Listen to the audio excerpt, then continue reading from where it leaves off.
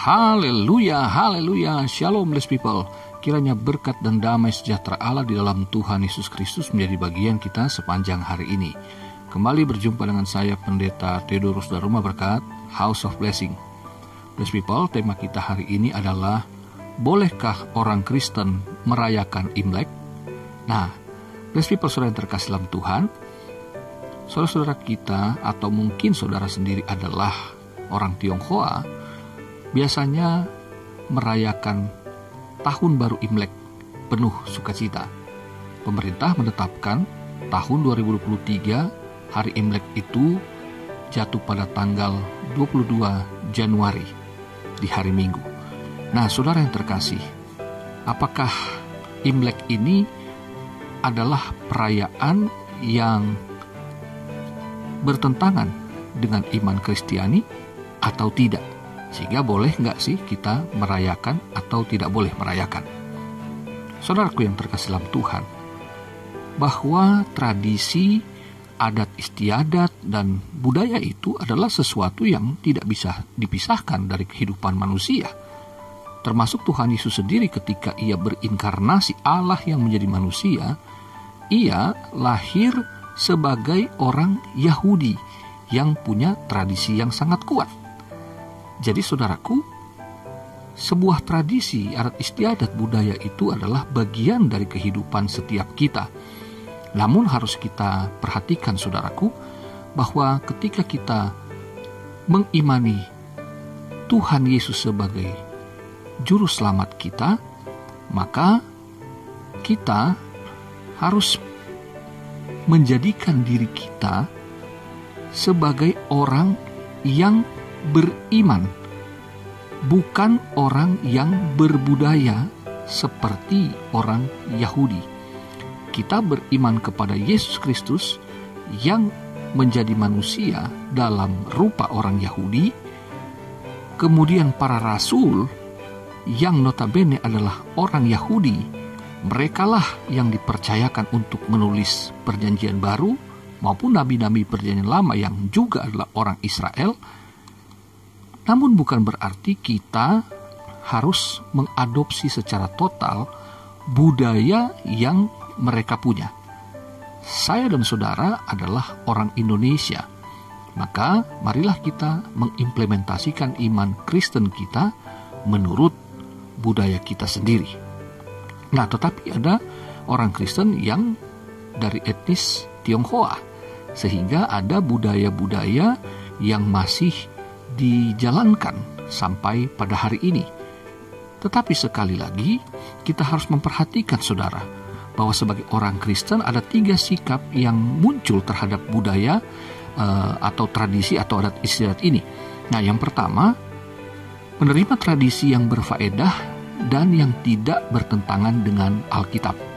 Yang kedua, menolak tradisi yang bertentangan dengan Alkitab. Yang ketiga, mengubah tradisi dengan memberinya makna yang baru. Nah, jadi saudaraku, Alkitab tidak pernah menentang budaya. Kekristenan tidak menentang adat istiadat dan tradisi. Tetapi ada yang harus diubahkan menjadi nilai-nilai Kristiani itu.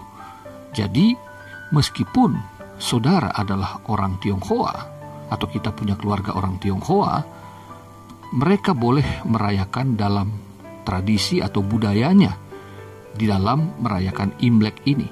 Tetapi ada hal-hal yang harus ditolak atau diubah maknanya. Nah, saudaraku, perhatikan bahwa ada banyak tradisi yang dijalankan ketika menyambut atau pada saat merayakan Tahun Baru Imlek. Ada banyak ya, ada 8 atau lebih, tapi saya mau mengambilnya 4 saja ya. Yang pertama saudara, yaitu ada tradisi membersihkan rumah. Nah, tradisi ini dipercaya bahwa nasib buruk selama 1 tahun yang terakhir itu akan ikut tersapu dengan penghuni rumah membersihkan rumah mereka. Nah saudara, membersihkan rumah adalah sesuatu yang baik, dan tentu saja kita adalah orang-orang yang suka rumah kita bersih, rumah kita rapi, maka tentu kita setiap hari menyapu ini. Tetapi ketika dikaitkan dengan tradisi yang mempunyai makna bahwa rumah yang dibersihkan ini mempunyai kekuatan semacam, dalam tanda kutip, kekuatan magis yang dapat mendorong bisa dibilang kesialan atau hal-hal yang buruk untuk keluar dari rumah kita. Nah, ini tentu harus diubah maknanya, bahwa membersihkan rumah adalah baik, tetapi sebagai orang Kristen kita tidak lagi boleh memiliki pemikiran bahwa membersihkan rumah itu berkenaan dengan nasib kita menjadi baik atau buruk, rezeki kita baik atau buruk. Tidak seperti itu. Tetapi kita harus melihat yang jauh lebih esensial, bahwa rumah dalam arti yang sebenarnya sesungguhnya adalah rumah yang dipakai untuk kita beribadah kepada Tuhan. Gereja adalah rumah yang dipakai beribadah secara komunal dari banyak pribadi maupun keluarga. Dalam rumah kita sendiri, ya mungkin apakah kita hidup sendiri atau kita memiliki keluarga, tentu rumah kita adalah rumah yang harus kita jadikan rumah doa, tempat ibadah, tempat kita bersekutu dengan Tuhan secara pribadi. Tetapi ada lagi yang lebih esensial, yaitu tubuh kita sendiri adalah rumah Tuhan, bait Allah. Jadi saudaraku, di sini yang terpenting kalau kita melihat contoh misalkan dalam 2 Korintus pasal 7 ayat yang pertama itu, bahwa sebagai orang Kristen yang takut akan Allah, kita harus menyucikan diri dari semua kecemaran jasmani dan rohani. Nah, ini yang terpenting saudaraku. Jadi bukan kotoran-kotoran secara fisik ya, secara material, tetapi sesungguhnya yang ada dari dalam diri kita, hal-hal yang tidak benar, hal-hal yang cemar dari hati, dari pikiran kita, itulah yang harus kita bersihkan, yang kita harus keluarkan dari hidup kita, tentu dengan pertolongan Tuhan. Ini yang lebih penting dalam saudara sebagai orang yang merayakan Imlek, adalah sebagai hari di mana merefleksikan diri, mengevaluasi diri, bahwa setahun ini kita telah mengalami berkat Tuhan, tapi banyak kekurangan juga masih yang dilakukan, sehingga kita harus memohon Tuhan agar menyucikan hati dan pikiran kita, sehingga perbuatan kita pun menjadi perbuatan yang berguna bagi kemuliaan nama Tuhan, berguna bagi orang lain, dan juga tentu berguna bagi diri kita sendiri. Nah, yang kedua saudaraku, tradisi yang kedua itu adalah berdoa di depan meja abu untuk menghormati leluhur.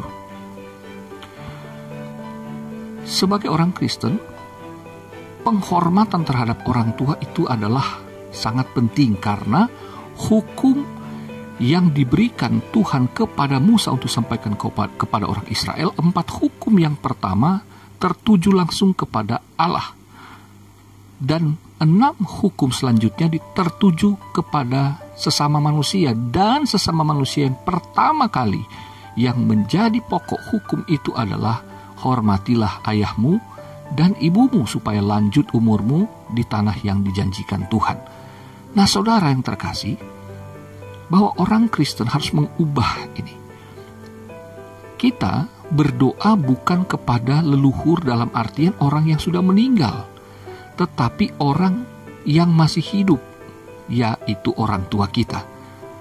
Bagaimana kita menghormati orang tua kita yang masih hidup? Dengan cara kita berbakti, dengan cara kita berbuat baik kepada mereka, apalagi ketika mereka sudah tua dan tidak berdaya secara fisik, apalagi keuangan. Maka firman Tuhan menyuruh kita untuk berbuat bakti dan membalas budi mereka. Ya, itu dalam 1 Timotius pasal yang kelima ayat 4. Khususnya bagi para janda, mereka yang sudah tidak berdaya, orang tua kita abdikan diri, kita berikan kasih kita justru pada saat mereka hidup. bukan setelah mereka meninggal.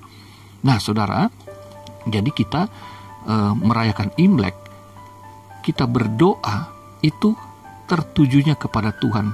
Kekristenan tidak pernah membenarkan orang percaya berdoa kepada arwah, kepada orang yang sudah meninggal. Tetapi setiap doa orang Kristen hanya tertuju kepada Tuhan Allah di dalam nama Yesus Kristus.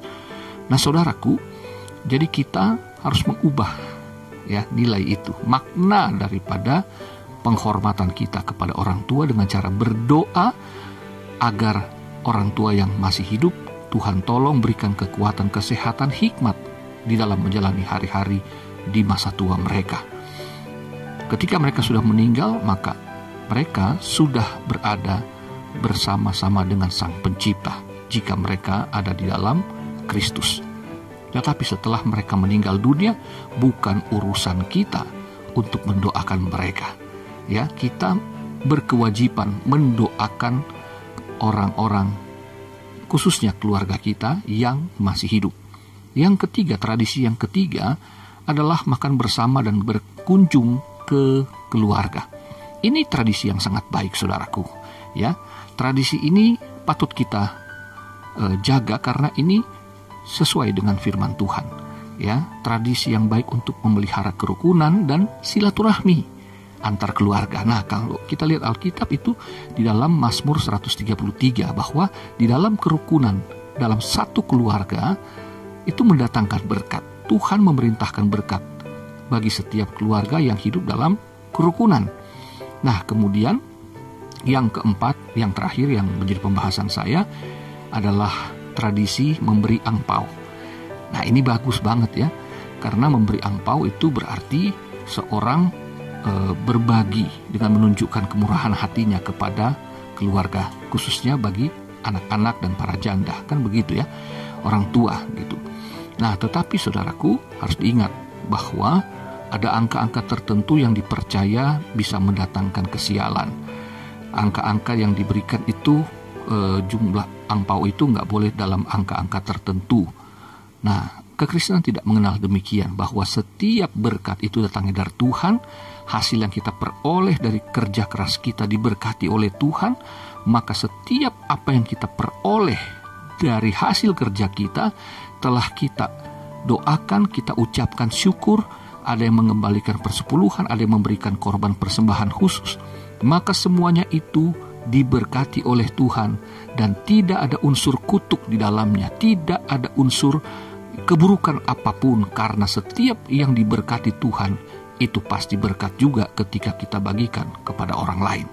Nah, saudaraku, ini bentuk kemurahan hati yang menunjukkan kita memiliki kasih yang adalah buah roh. Galatia 5 ayat 22. Nah, saudaraku, mari kita rayakan Imlek dengan sukacita.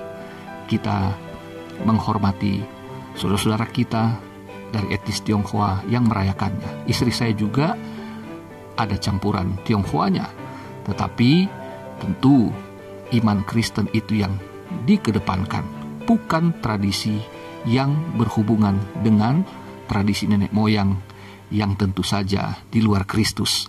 Kita umat Kristen, orang Tionghoa di dalam Kristus, tetap terfokus kepada Tuhan Yesus Kristus, menjalani kehidupannya dan bersosialisasi dengan sesama.